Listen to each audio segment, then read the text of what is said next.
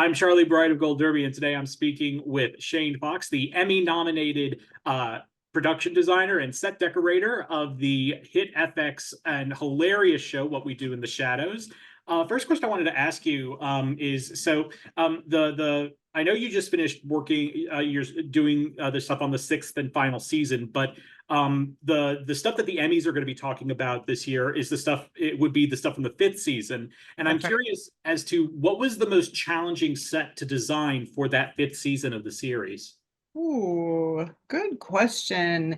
They all sort of happen at the same time. Like it feels like we're not here for a long time, we're here for a short time. So everything's kind of stacked on top of each other. It feels like when I look back at the whole season. Most challenging to design. That's that's a tough one because you know what, they're all hard and they're all fun and they're all exciting in their own way. And some of them are more technical and some of them are just just more volume, like taking up more space. But maybe I think the challenging, most technical set we built for season 5 would be the Belfry Tower that we had in the Morgan Manor episode, because we actually built a practical tower, but because our studio ceilings were not that high, we had to build two towers so that they could have a good ascent. And then there was like a stunt that happened, and then they reveal another room. So that was just, just the math alone on the angles and building something that feels like it's in the round, but that you can actually have a camera crew in there and light it and not see through the windows, but still be able to get like a lightning effect. And so that was probably the most technical. Yeah, and like I said, there was a stunt, so Naja falls through the floor, and then we had the big reveal of there wasn't really a monster up there, but it just looked like it in the shadows. Another fun one we did in season 5 was the familiar urgent care. Do you remember that episode? Yes. Yeah, That's a great one. As so, I do work for a doctor's office, so the whole oh, idea of like doing urgent care was just like it sent me over the edge. it was pretty fun. It came together really well. It was more cinematic and more sort of horror film-ish when I ended up seeing it all together and watching the monitors and watching them shoot it, that's a satisfying process when things just magically come together in a bit more embellished and interesting way than I thought it was going to be. But that was a hybrid build slash being on location of like a defunct spa slash fitness space. So it had all these weird rooms but it was already kind of falling apart, which is perfect for us. And then we did, fake tile and wallpaper, and we built a big sort of area in the middle. So it felt like there was a big long hallway that she could travel. And then there was the crazy rooms with like the padded walls and the archaic vampire medical machinery. You know, that was actually, it came together better than I thought. That was one of those cases where it's just like, okay, let's just throw everybody at it and see what happens. And then when it's lit and all the aging on the paper, wallpaper and stuff has happened, that was a fun one. So I'm kind of want to get back to go to how you started on this show because the design of everything is so intrinsic to the feel and the comedy of everything on that show. What was the process Yeah. like to actually get hired to do this kind of work for this kind of show? Well, when I started the show, I started in season 1. They had shot the pilot in LA, and then they came to Toronto, which is where I live and work. And I was hired as the decorator.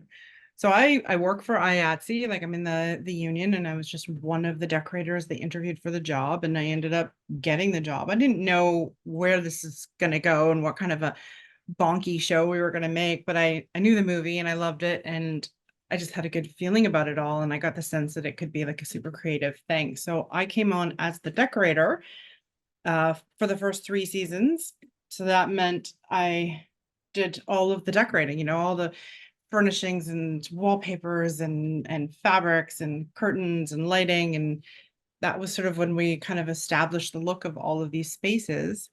And we didn't have a lot of money, we didn't have a lot of time. The show has certainly grown since then, so we had to get creative with our processes, and that was really fun and exciting. And then in season 4, I was asked if I wanted to be step up to be the production designer, which was like a no-brainer for me. I was already in love with the show, and it just felt like a logical step. So I took the job and have been doing it for the last 3 seasons, production designing.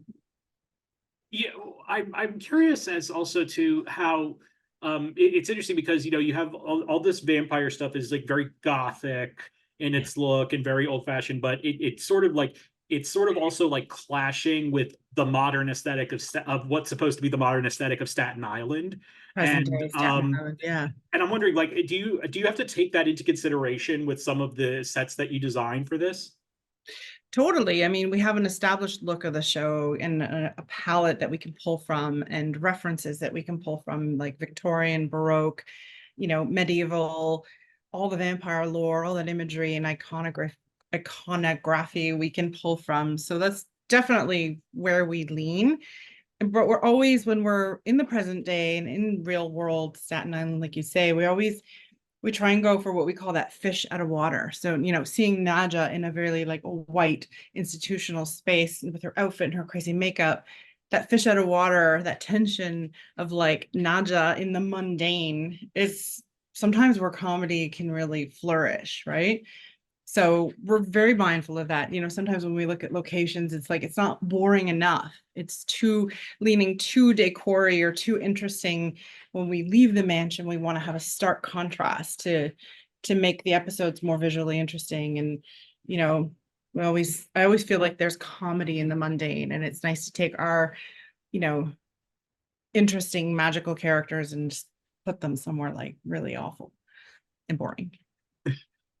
Um, I think one of the other things that I think is really interesting, that must have been interesting for you, is like when your own personal work, your field of work becomes part of the show. And I'm of course referencing the Go Flip Yourself house flipping episode from season 4. And I was wondering, what was it? Is there any like sort of like creative like challenges that come in from or enjoyment you get from incorporating a design aspect into the storyline? Well, it's funny because we're making a TV show inside of a TV show. So our TV show then becomes about a TV show that they're shooting in the show. It's just From the funny. perspective of that TV show too. Exactly. And like, how do we convey that? And where are the cameras? And what camera's actually capturing footage? And what camera is just like a guy, an extra with a camera? Or how do we light it? We wanted to light it so that it was starkly different from our normal look, so that it more emulated one of these HGT TV shows. We really leaned into the tropes, like the stereotypes that you see with like a feature wall and some rustic paneling and everything light gray. And we kept laughing with each other like a bowl of balls. We need bowls of balls everywhere because that's just like how you decorate, I guess, in HGTV land, right? So it was all those stereotypes, like everything, like little tapestries, like little macrame things, and little succulent plants, and just kind of throwing it all in there. And it was like this weird hybrid walking into the mansion and seeing our lovely mansion, and there'd be all like a layer of live, laugh, love signs, and it was ridiculous, like to the nth degree, ridiculous, but kind of fun, just to change it. We took our attic set and I had it like drywalled and painted with a light gray with the geometric pattern, and it was like weird and fun. I do want to ask you a couple of questions about looking back at the totality of your work on the show. And I was wondering, what was the set that you had the most fun designing or working on over the course of the show's run? Oh wow, that's like asking me what my favorite song is, or you know um the one that popped into my head when you first started asking the question was the kitchen that we built into the mansion, because there was no kitchen ever in that mansion, and it always felt like kitchens are the heart of the home, even though our vampires don't cook or eat food, and we don't really shoot there a ton. But it was a very satisfying space to design, and I really leaned into like creepy wallpaper and beautiful distressed floors, and it was just a texture museum basically. So that was always a satisfying space for me to re-enter, and every time they decided to shoot a scene in there, I was really happy. I also really liked doing the night market. That was a big one. I mean, it was just more volume of stuff. That's what I mean. It wasn't really like a big design moment. It was just, it was 18 50-foot trailers of set dressing. And we did build like a bunch of structures that were like 20 feet tall so we could get this fill this space. So that was pretty satisfying. I don't know. There's been so many fun things. Like season 6, I can't say anything about, but whoa, we got to do some fun stuff. So watch that. And then maybe we can have this conversation again and I'll have little updates for you. Because there's a really, really, really fun set that kind of took it to the next level for me personally and aesthetically and design wise and shadows wise and every department wise. So that would probably be the ultimate, but I can't say more about it. Okay, I know I'm going to be as I watch the new season, I'm going to be on my toes going, is that the set? Is that the set? Is that the set? I think it'll be obvious when you see it. I have a feeling too, yeah. Yeah, we'll see. Yeah. So along that same line, what has it been like to wrap up your work on a show that you've spent the last, I guess, 6 years working on? Even going through a global pandemic while doing it. Yeah. What's that been like? It's almost like a marriage ending or something, it's like very emotional and uh sort of hard to put into words. A lot of it is just because of the relationships we have among the crew and the people. It's such a well-oiled machine, and there's so much love here on the crew and respect, and we're all we just gel really well. So a lot of the sadness for me is just not having that every day with the same people that I adore. Um, I was talking to Paul Jones, our prosthetic makeup artist, and we're talking about, just like, how are you feeling? How are you doing? What are you get? Like, wow, what are you thinking?